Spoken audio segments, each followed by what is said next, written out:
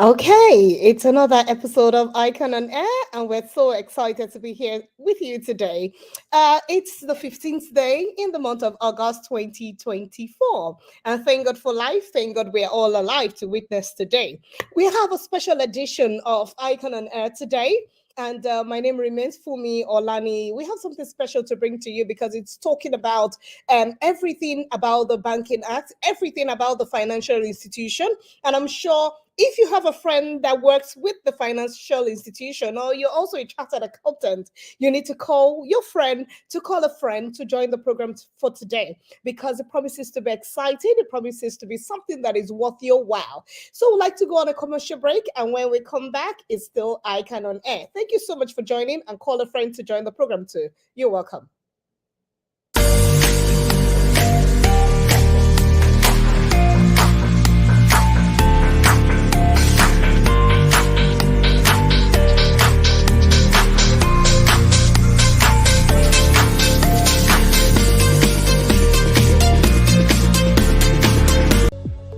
Security is key to national development and growth. No nation can be truly economically successful without peace and stability, or when its security is threatened.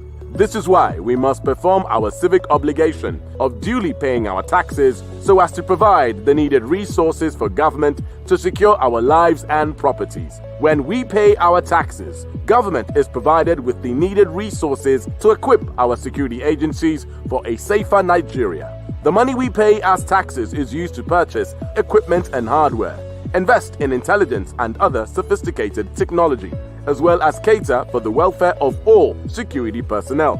A secure nation is a prosperous nation. Nigeria is safer when we pay our taxes. FIRS, it pays to pay your tax.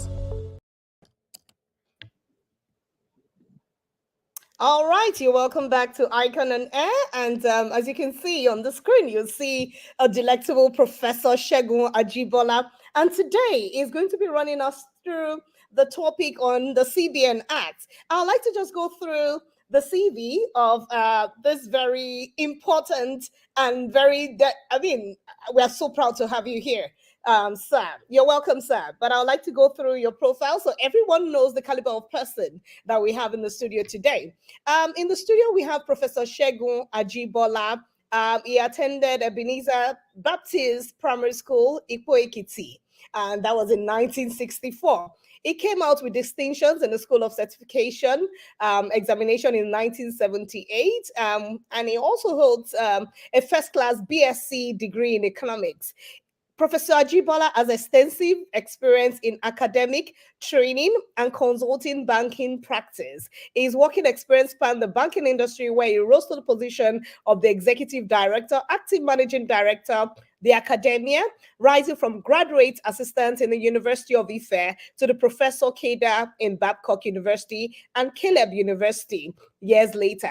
He had his brief stint in two front federal parastatals, the National Lottery Trust Fund, and also as the pioneer director of the operations in September 2010. As we all may know, for those that know, as a professional, Professor Ajibola is a fellow of the Chartered Institute of Bankers of Nigeria, and he was the former chairman, of the Council of Chartered Institute of Bankers of Nigeria between May 2016 to May 2018. We are so delighted to have you here today, sir. Good evening, the anchor, and thank you very much for giving me this opportunity, this platform. Oh, yes, we're so proud to have you. And I know you are an erudite in your own way. A lot of people seek you for academic knowledge, and we have you here, and we are quite excited that you would even attend our program. So, Prof, just in a nutshell, I would just want you to let us into the CBN Act and also everything about the amendments or the sought after CBN Act that everyone has been talking about is everywhere in the space of the economy. So can you run us through what it's all about? Thank you very much. The business of banking is a very delicate, very fragile, and very fundamental business to the life of any economy. As fragile as it is, because the article of trade or banking is money. Money as a commodity wears a very, very different toga. In fact, it is often referred to as a commodity that commands other commodities. Therefore, whoever has the responsibility to manage that special article must be subjected to scrutiny, to policing every now and then. That is the issue of regulation. That is the issue of supervision. Now, when we talk about banking law in Nigeria, the first attempt was Banking Ordinance 1952, but more importantly, the Banking Ordinance 1958 that established the Central Bank of Nigeria. Over the years, we've had lots and lots of amendments. 1967, 69, 1991, CBN Decree 24, OFID, Decree number 25. But the flagship of it all has been the CBN Act 2007, which is still the extant law as of today. Now, regulation flows from the law. For you to regulate, there must be a ground norm. And that ground norm is the law setting up that regulatory agency.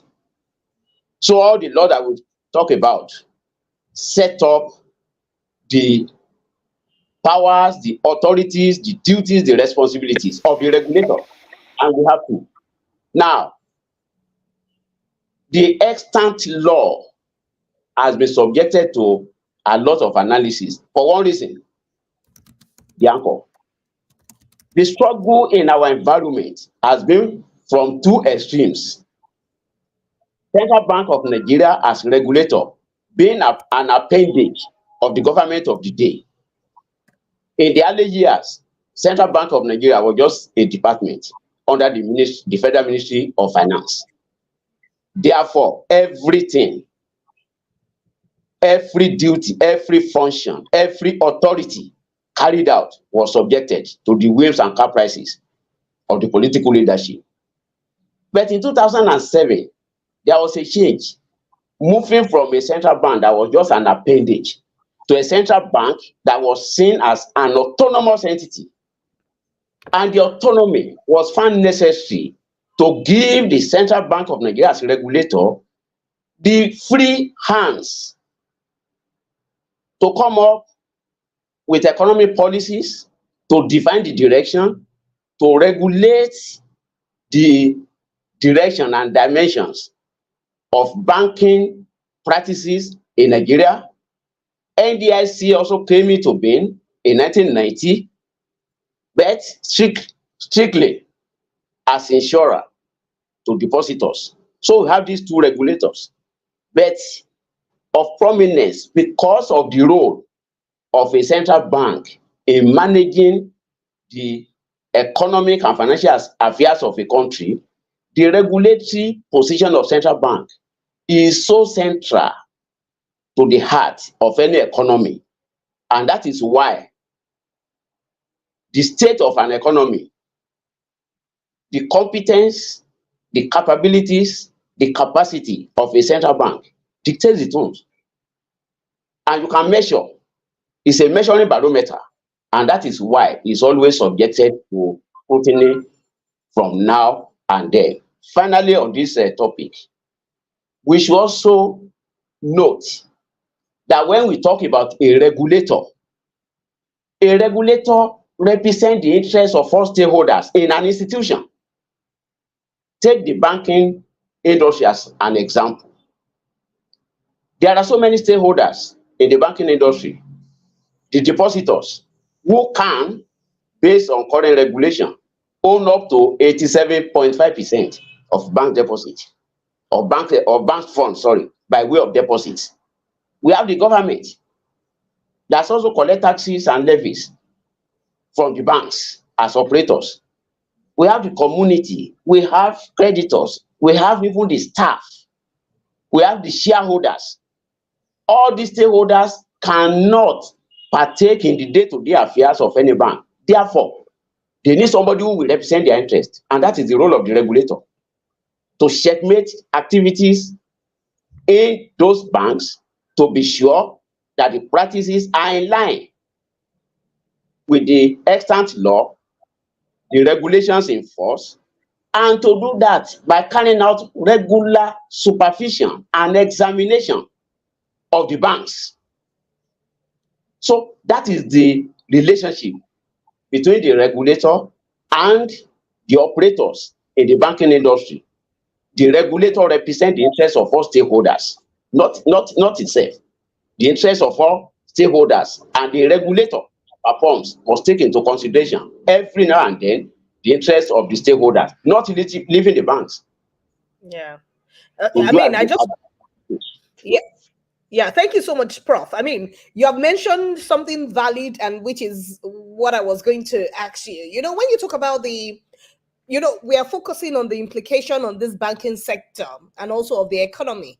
And in all, you've given us a summary of what the amendment to the CBN Act is all about and what really made it so. So I want to link it up to the stakeholders that you've been mentioning. Amendment to activities of regulators. It affects the lives of individuals. It affects the lives of corporate organizations, the citizens, and even the nation. So who is a regulator, and how important or influential are the activities of those regulators in the lives of individuals like myself, and not just the banks that we are talking about, and even also of the corporate entities and the nation at large? The regulator is the authority, permit me to use that word, that supervises the activities of the operators. We have regulators in so many sectors of our economy. NAFDAC is a regulator. Security and Exchange Commission is a regulator. NICOM for the insurance is a regulator. Central Bank of Nigeria is a regulator for the banking industry. Nigeria Deposit Insurance Corporation is a regulator for the banking industry. The job of the regulator, first of all, must be set up by an instrument. That is the law, the extant law. So we have status setting up the regulators. And it will define the responsibilities, the powers, the authorities, the functions, the duties of that institution called a regulator over the operators in particular, and other ancillary responsibilities for and in the interest of the economy. So the regulator wears the toga of somebody who polices, somebody who monitors, somebody who controls what others are doing. And that is why when you are a regulator, the law will define who you are and what you can do. Then you carry out your functions in most cases, like the banking industry. The Central Bank of Nigeria comes out with regulations. It could be through circulars, it could be through meetings, it could be through other means to direct what the operators must do and what they cannot do from time to time. And there is no limit to the number of regulations, circulars, and so on and so forth that can flow from the regulator to the operators, depending on the circumstances of the economy. But the regulator, in summary, has power and authority over the operators as to what the operators can do and cannot do, and monitors the compliance with those regulations through supervision, through examination, to ensure that from time to time they are in tune with the directives, the instructions, and to be in tune with the mindset and the overall mandate of the industry for the economy and the interest of all the stakeholders in that economy. That is the summary of who a regulator is, vis-a-vis the operators and the economy as a whole. So the power, the duty, the responsibilities will now depend on the intricacies of that particular industry. And like I said, the banking industry occupies a special position as the commanding height of an economy. So the regulator, among all regulators in the system, is always in the eyes of the storm every now and then, because the dynamic nature of the industry puts the regulators on their toes to monitor the activities of the operators. And when we, like I said, when we talk about stakeholders, there are many. You and me, as bank customers, we are part of the stakeholders. Government at all levels are part of the stakeholders because they have interest in what is happening in those institutions. Depositors, in particular, they are borrowers. They are the shareholders who have invested their money. They are stakeholders. The general public.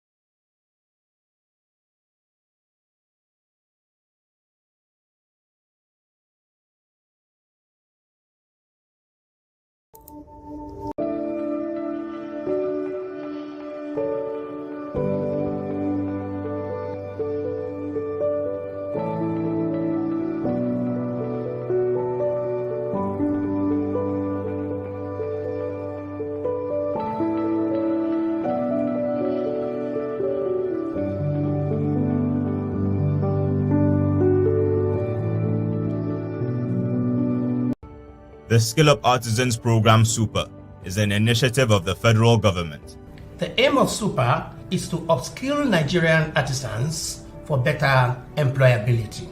This we are carrying out by collecting the data of Nigeria artisans through massive registration, training, certification, and licensing for better job opportunities both locally and internationally. Super will improve the quality of life of Nigeria artisans. It will improve the quality of work from Nigeria artisans, enhance work and professional ethics from Nigeria artisans, reduce dependency on foreign artisans, and increase foreign exchange through talent export. Log on to super.itf.gov.ng to register now. Super, upskilling Nigeria artisans for super job. Dear professional colleagues, the Annual Accountants Conference is here again. This time is the 54th edition. It will happen at Abuja Transcorp Hotel from 7th to 11th of October 2024. Eminent resource persons have been contacted to present papers at the conference. You are hereby invited to attend this conference, and as your Diamond President and Chairman of Council, I urge you to come prepared. You are going to network, make new friends, see other friends that you have not seen for a very long time. Besides that, there will be so many stories, proverbs, and parables. By God's grace, I hope to see you in Abuja, 7th to 11th of October 2024. Thank you, and God bless us.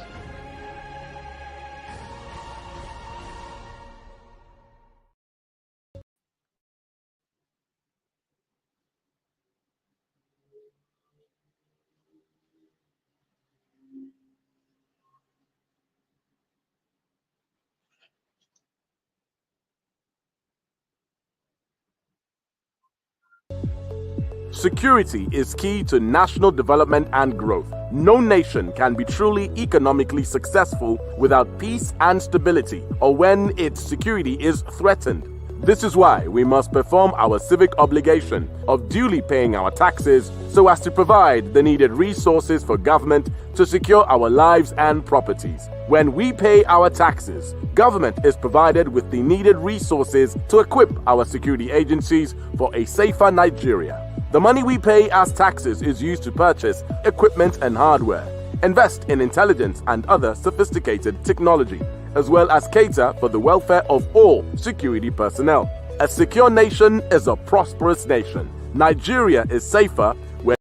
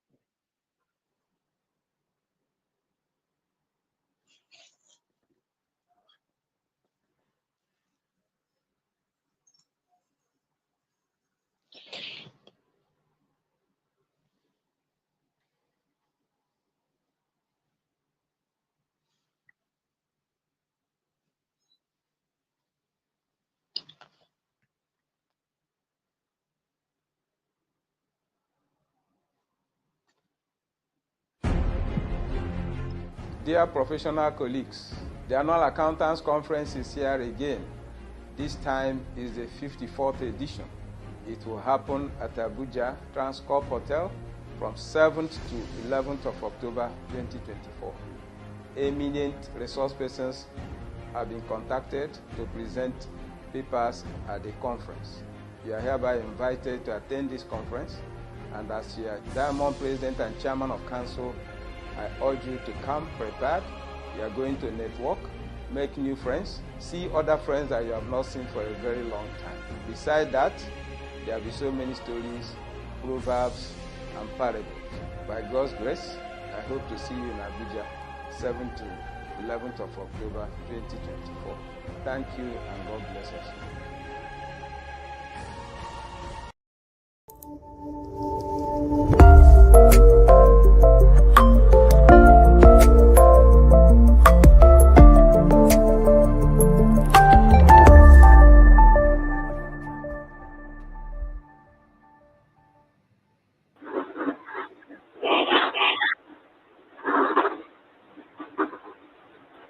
Okay, Prof. Sorry for the glitch. I think we're having a major glitch here in the studio. Can you hear me, sir? I can hear you. I cannot see you. Okay, I can't also see you, but that's why I said we're having some glitch here, but let's see what we can do for now so that we can sustain the momentum and continue with the program. Okay, so we are discussing today amendments to the CBN Act, implications on the banking sector and the economy, which you have already started by telling us what CBN does, CBN being a regulator, and also talking about taking us through how those regulations actually started and all that. So let me go straight into the next point of call. What kind of authority and responsibilities does the Central Bank of Nigeria shoulder or should be expected to shoulder locally and internationally? Thank you very much. All over the world, There are certain duties and responsibilities of central bank that are called traditional functions of a central bank. A central bank issues currency and coin, currency notes and coins. That's number one function. And this is CBN Act 2007. Number two, the central bank is bankers to government. So as you and me patronize our commercial banks, government also patronize central bank as its banker. Number three, a central bank is bankers' bank. Banks operating in the environment go to central bank for their own day-to-day banking needs. Number four, central bank is the center of large research. In other words, any bank that finds itself, a licensed bank that finds itself in the difficult situation, runs to central bank for bailout. Number five, central bank manages the foreign exchange on behalf of the government of the country. The management of foreign exchange is into about four areas: foreign exchange reserve, foreign exchange rate, foreign exchange duty, foreign exchange bill. A central bank must manage this first time under the foreign exchange. These are the traditional functions of any central bank anywhere in the world. Then you have the other side of it, developmental functions of the central bank. That one depends on the level of development of an economy. An economy that is already well stabilized, well developed, and with pilots running. A central bank is such a jurisdiction do not have much in terms of developmental functions. But a growing economy, a developing economy like ours, central bank has a lot of role to play in propelling growth and development. And that is why you see central bank going into areas outside the traditional functions that I've mentioned. So there are so many. Central bank intervene in so many areas. Central bank can come out with policies to develop certain sectors of the economy. Central bank can go outside the traditional functions to even exercise some power over the entire financial system, not just the banking industry. Central bank can work closely with the fiscal authority in the best interest of the economy. And we've seen all that I mentioned, both the traditional functions and the developmental functions, being carried out by Central Bank of Nigeria from 1958 to today. Excellent, excellent. Thank you so much for that nice response from you, Prof. I think we actually got those steps we have actually listed to us as the CBN actually performed as the apex bank in the country. Of recent, the Senate amended the CBN Act to increase the total CBN advances to the federal government, also known as Ways and Means, and that was increased from 5% to 10%. Prof, sir, what does that portend for the Nigerian banking sector and the economy as a whole? Okay, thank you very much. Section 38 of the CBN Act 2007 grants that power is the section we are referring to under the extant law.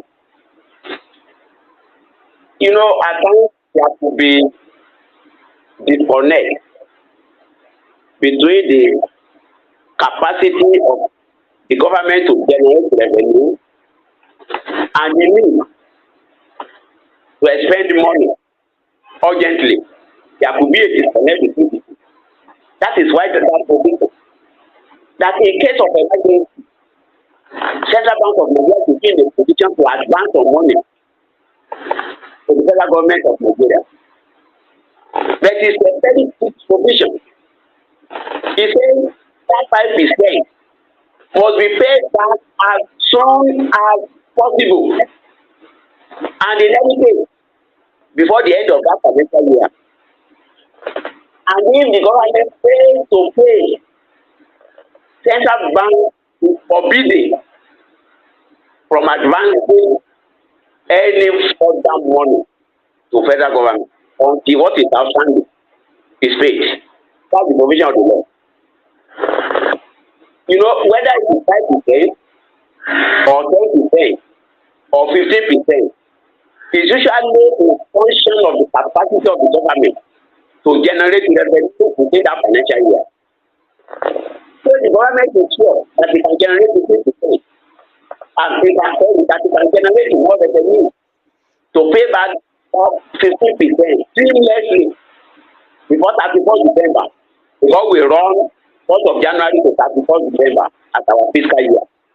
All well and good.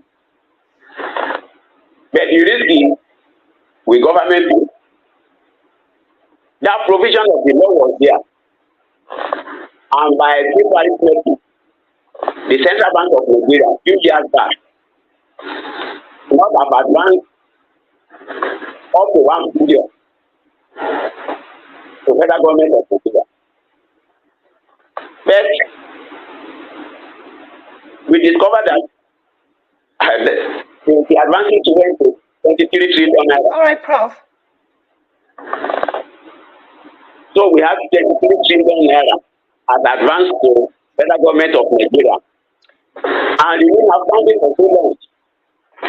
So with the increase, what is important is, you know, government responsibility also expands over the period. So if we have 15%, and the government of the day is convinced that within that fiscal year, we'll be able to pay back Central Bank of Nigeria before 1st of January of the following year, all well and good. But when it is outstanding on pay, it brings about a lot of disconnect in the system.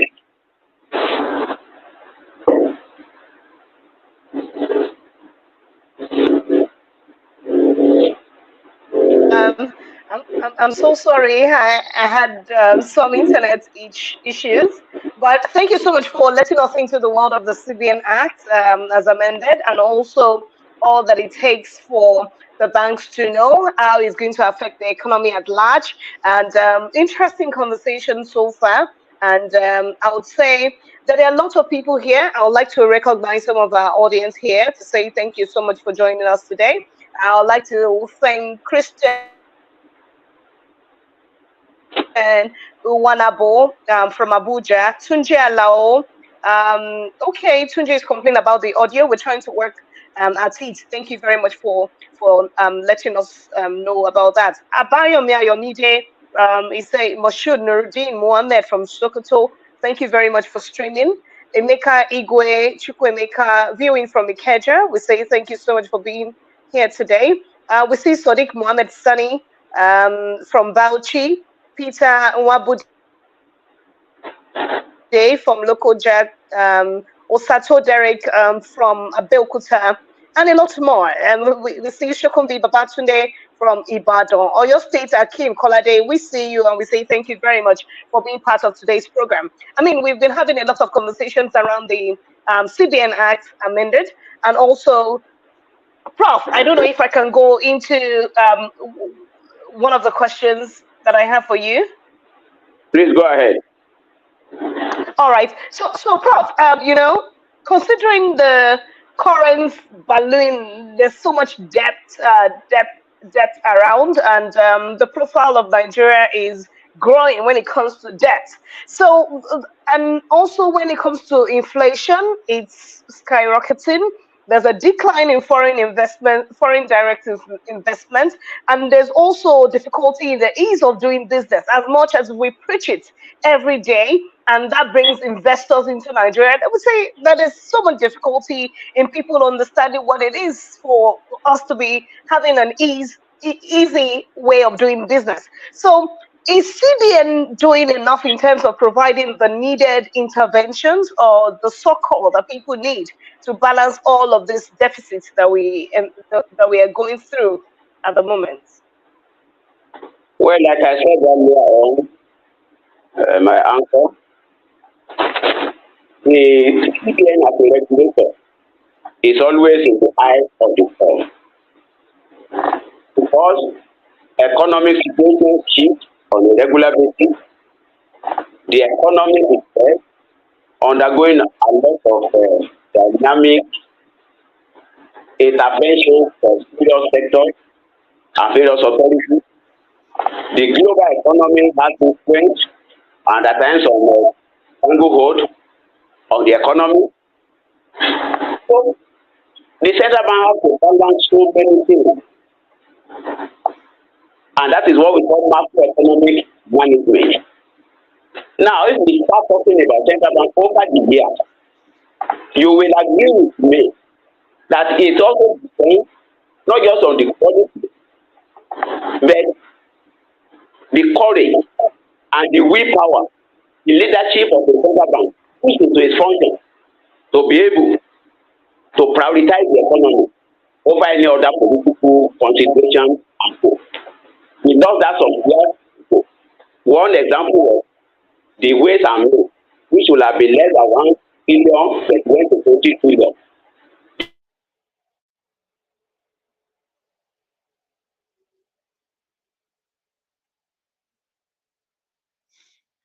Prof, are you still there, sir? Just for the leadership of the, as far as day-to-day affairs of central bank is concerned, if a sitting governor of a central bank starts showing some political interest, it means the allegiance is first to political consideration rather than the interest of other stakeholders and the economy. When you see a central bank in that kind of situation, we will not be able to give the best to such an economy.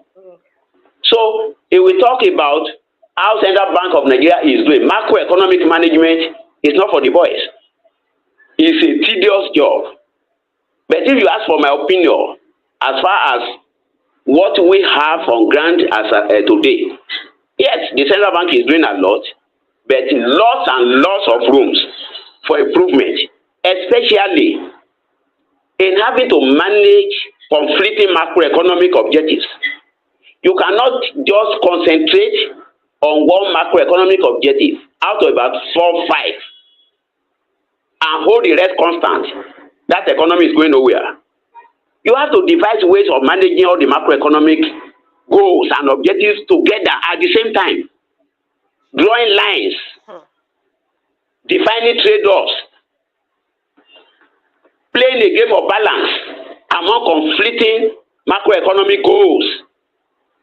I am not convinced we are doing a lot in that area as far as Nigeria is concerned today. So if you say, let me stabilize the economy by managing inflation, what of economic growth? What of employment? What of exchange rate? What of balance of payment? What of other variables that affect the day-to-day life of the people? So that is one. Number two, whatever you achieve in terms of macroeconomic goals, there is a wall of difference between nominal variables and real variables. If we have achieved 5% growth, we have foreign exchange reserve of this, we have inflation of this rate, we have that, and so on and so forth. Those are nominal variables.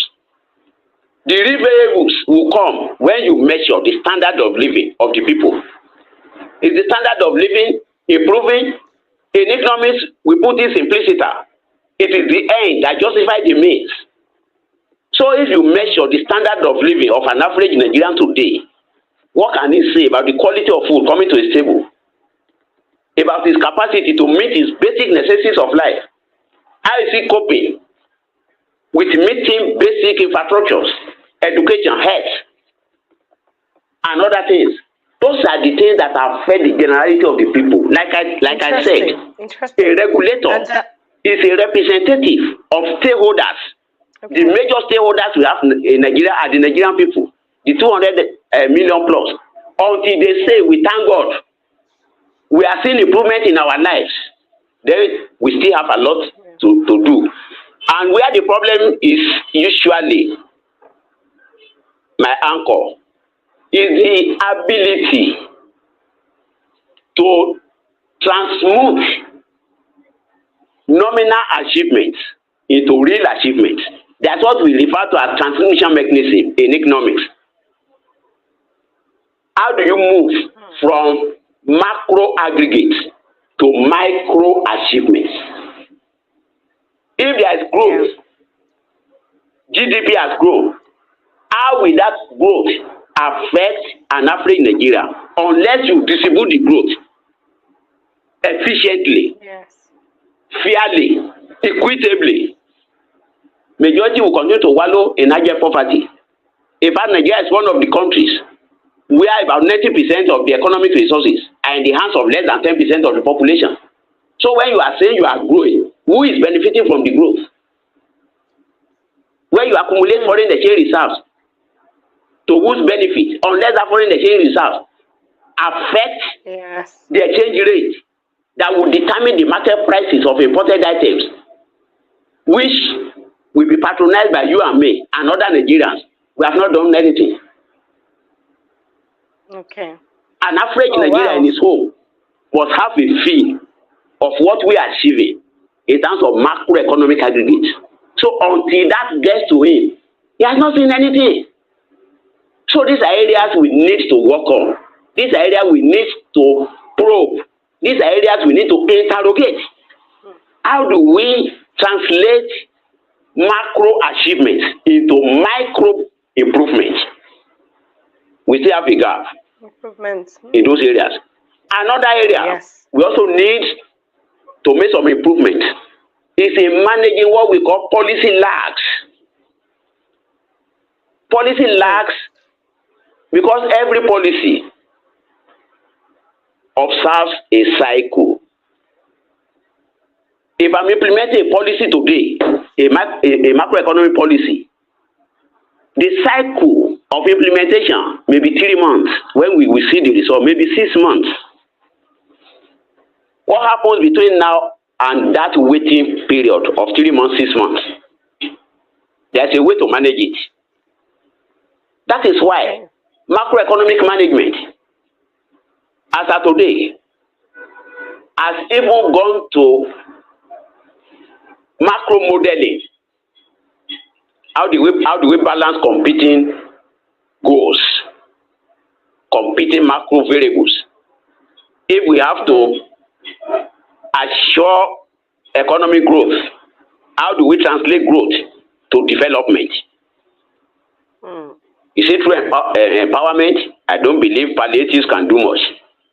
Palliatives is only useful in periods of economic emergency, like a country is at war, there is a natural disaster like a famine, like flooding, like a pandemic, the time we went through, COVID-19. That's when palliatives, because productive capacity of the citizenry has been disrupted that time. But able-bodied men and women, when you continue to pamper them with palliatives, it's a threat to productivity. It creates sense of entitlement. It breeds laziness rather than palliatives. For them to eat bread and butter, empower them, let them become economic agents.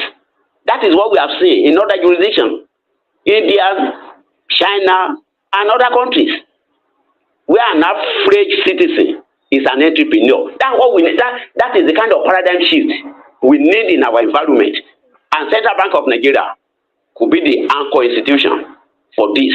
Oh, yes. Yes. Thank you so much. It's still ICAN on Air, and the topic is the amendment to the CBN Act, and we're looking at the implications on the banking sector and the economy. In the studio, we have Professor Segun Ajibola. He's been running us through a lot. Yes, there's lots of audio. Yes, Prof, you're quite audible. So I'm just trying to run our audience through what is going on, and I see some questions from the audience already. But you've mentioned ways and means, you've mentioned a lot of things, and also something else that affects, perhaps maybe not affect some banking sector may enjoy what is new. I mean, what they say is new when it comes to the windfall tax. But before I go there, I just want to particularly ask you a question about, the recent amendments done by the Senate on the CBN Act to increase the total CBN advances, which is the loans to the federal government, which we have been talking about in terms of the ways and means, from 5% to 10%. What does that portend for the Nigerian banking sector and the economy as a whole? So, and if I may ask again, I'll say, how effective will this be in the overall objective that we've set out for the economy? Hello, Professor. You are muted, sir. Check. Like I said, Okay. the law provides and empowers central bank to grant ways and means advances. And the reason is simple. Revenue may not synchronize with expenditure. That's number one. Number two, there may be period of emergency when government is in that need of money to salvage a situation or the economy as a whole. So it is like a credit line. It does not mean that if it's 15%, the central bank is under obligation to disburse the entire 15%. And it's not that the government must take the 15%. It's as and when needed. It could be 15%. Government may not even use it at all. If revenue stream is in tune with expenditure, there will not be needed. There will not be need for it. Okay. So it's a credit line. Yeah. It's a provision in case of need, and that is why the law, in the mind of the legislators, that look, this cannot be permanent. So let it finance emergency needs, and let that emergency need be paid out within a period, within the fiscal year, which is a period of 12 months. Failing which, no further advances. Okay. But I tell you, Uncle, it requires discipline on the part of the leadership of the central bank, not to want to play political loyalty or pursue political interest and flout this law. We have seen it in the last regime, like I said, when the ways and means advance should not have been up to 1 trillion, it went to 22 trillion. Why? Yeah. So absolutely. It requires discipline. It requires steadfastness. It requires courage. And those are the issues dancing around this amendment now. That look, what do we say of a situation like this? Shouldn't there be penalty sanctions for such infractions on the part of the leadership of a central bank when it happens? Then when you look at it, that as an economy, Central Bank of Nigeria, should the bank have the power to do and undo? I don't know if that question will come up. If you look at the entire act, about 62, 63 sections, you will discover there is no section there that mentions any form of penalties or sanctions for officials of central bank. Whereas in the banking industry, for all directors, even non-banking institutions, for all directors, CAMA specifies penalties. BOFIA specifies penalties. But I cannot see it in CBN Act 2007. So the question then arises, are CBN officials immune? Do they enjoy immunity? Even if we put aside the law, from independence to date, has any official of Central Bank of Nigeria been penalized for any banking crisis in Nigeria? So there should be scrutiny. The banks of commercial banks, merchant banks, and others will pay this, can pay the supreme, can pay any kind of price. But I've not seen a situation where, okay, you have been supervising these banks, there is regulatory failure, you should be held accountable. I've not seen it. There's no precedent. Absolutely. As far as I'm concerned. If I'm wrong, you can correct me. Very true, Those Prof. are some of Very the true, issues. Prof. And Yes. those are some of the areas. Some conservatives in the economy are saying should the CBN Act 2007 be amended to improve accountability on the part of the regulators? Yeah, I mean, Prof, you speak passionately about this topic, and I've seen comments from our audience trying to talk about this ways and means, and also talking about, oh, what's the new directive? But I just want to flow into another question because we do not have so much time on our side again. My question for you, sir, is, you know, based on insinuations and some transactions within Nigeria, and they have been negotiated in US dollars, which your guess is as good as mine. How strict or firm can the CBN Act prevent the eventual degeneration of the Nigerian economy to a dollarized economy? Please, we're running out of time, Prof, but I definitely want your opinion the answer on is this. simple. The only legal tender in Nigeria is Naira. The fault is that of everybody, it's not that of central bank. There's little central bank can do as far as this is concerned. Because we've all decided to dollarize our lives. Mr. Uncle, or Madam Uncle, sorry, looking at your environment where you are now, you will see the dollar content from what we wear to what we eat to what we use in our household, in our offices. So we dollarize our lives. And that is why such unethical, illegal practices of collecting dollar for commercial economic transactions in Nigeria is gaining ground illegally. Until very recently, the only thing we have seen is holding people for abuse of Naira. What of those who have dollarized their transactions? School fees collected in dollar. Malls collecting dollar. Rent being collected in dollar. So the law is so clear. We need the operatives, we need others who manage the economy to bring sanity everywhere. Security operatives and co. Therefore, all of us to be whistleblowers in the interest of this economy. So there are things you can hold central bank responsible. There are things that are the faults of all of us. This is one of them. And the campaign has been on. Let's reduce our reliance on the rest of the world. It will reduce the level of dollarization of our economy. Let's eat our own food, our own locally produced food. Let's develop our own wearing materials, our shoes, our clothes. Let's encourage a small-scale industry. If our technology-driven sectors, Ajakuta, Siroli, petrochemical, if they are working, we won't need much dollarized economy as we have today. These are areas, everybody, fiscal authority, monetary authority, political authorities, the citizenry, where we should cooperate together. That is lacking today. Exactly. And we need to work on this seriously in the interest of this economy.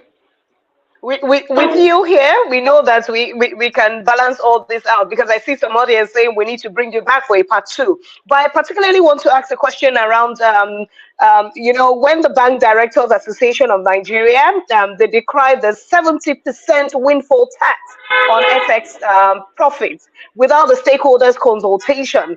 And they've described this as is being excessive, is ill-timed, is counterproductive, particularly amidst the recapitalization that is going on presently. What's your view about it? Prof, maybe in 1 minute, if you can, sir. Some of us were taken aback when we saw it.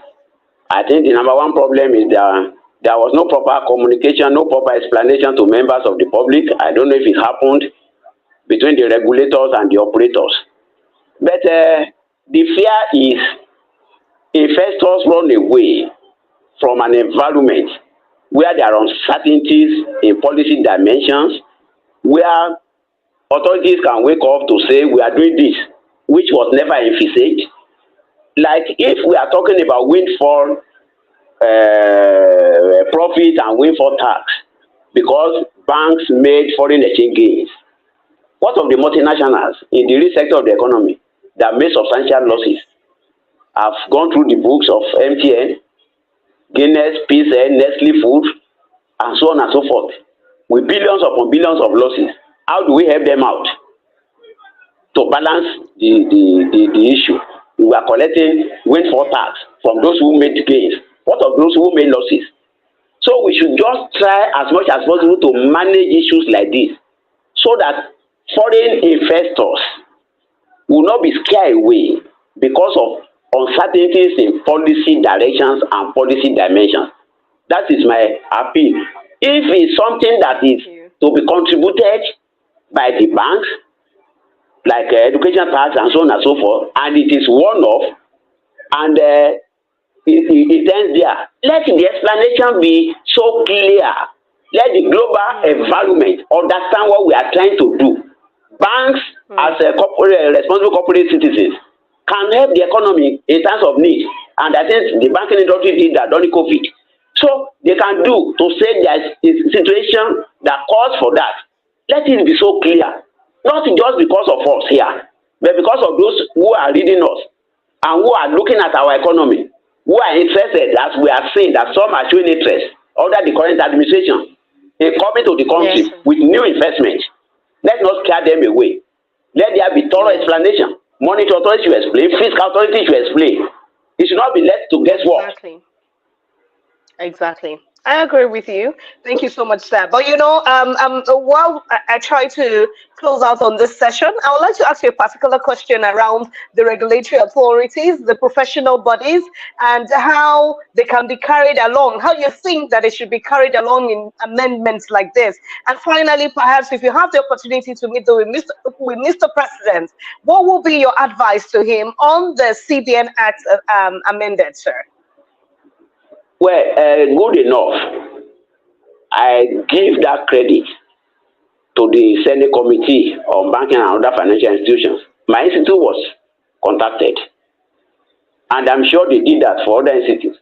In fact, we were already preparing, that is the current leadership of my institute, already preparing to make contributions at the public hearing before it was postponed. Central bank, activities of central bank affects everybody, like I said. Be you ICAN, be you CIBN, be you Nigeria Chartered of Taxation of Nigeria, be you NBA, all professional bodies that have interest in the economy should be part of the drive, should be part of the amendment process because it affects everybody. And the more the merrier. Yeah. Because like I said, central bank represents all stakeholders. So whatever amendment goes into his act will affect his power, functions, and duties, will affect the performance of the economy, and will affect you and me. Yes, exactly. Thank you very much, Professor Segun Ajibola. And today on ICAN on Air, we've been talking about the amendments to the CBN Act, the implications on the banking sector and the economy. And Professor Segun Ajibola did justice to the topic, a bit all the itch that we had in terms of internet and network. But we'll have him come again to the program so he can tell us more about what we need to know about the banking sector, being part of CIBN for a long time and even still now. I want to say thank you so much, sir, for being part of today's program. We appreciate you, and we definitely will call you back to have a repeat of this program. Thank you very much. Thank you. Do have yourself a good evening, sir. Yeah, thank you. All right. So thank you, everyone, for joining today's program. We have a couple of announcements to make on today's program. Remember that the PAFA Annual Sustainability Week 2024, the theme is Forging a Sustainable Future, Strategies and Tools for Accelerated Implementation of Sustainability Standards in Africa. August 19th to 22nd is the day for the program. And we also have the ICAN Entrepreneurship Development Practical Session from the 21st of October to the 25th. And we'll be happy for you to be part of that program. It's 40,000 Naira. Then the talked about 54th Annual Accountants Conference. If you missed the 10% discount, please register now so you have the 5% early bird discount. Please reach out to the Institute if you need more information about the conference. Is happening at the Transcorp Hilton Hotel in Abuja. Please register now. From the 7th to the 11th of October is when the conference will take place. And the theme is governance reimagined, mapping the future. We need to map the future. So I would like to say thank you so much, everyone, for joining today's program. It's been a delight being here, and we will make it a date with you on Thursday next week, 6 p.m.